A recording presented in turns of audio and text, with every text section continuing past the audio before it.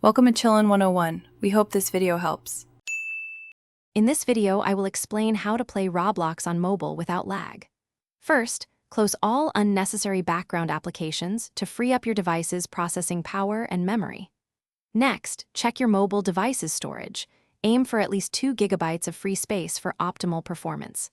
Finally, connect to a strong and stable Wi-Fi network, preferably a 5 GHz connection, to minimize latency and improve your gaming experience. Once in Roblox, navigate to the in-game settings. Here, you should significantly reduce the graphics quality to its lowest possible setting.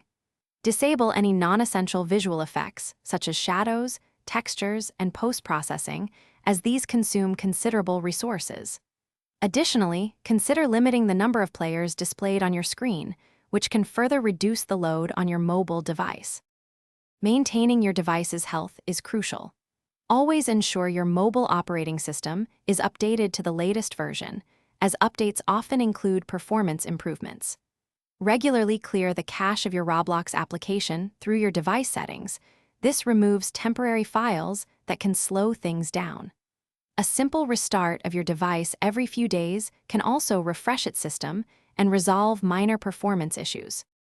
For network stability, play as close as possible to your Wi-Fi router to ensure the strongest signal.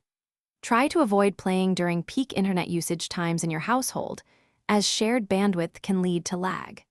If your device has a built-in game booster or supports third-party options, consider utilizing it to prioritize Roblox and allocate more system resources to the game. Thanks for watching. Consider subscribing if we helped you.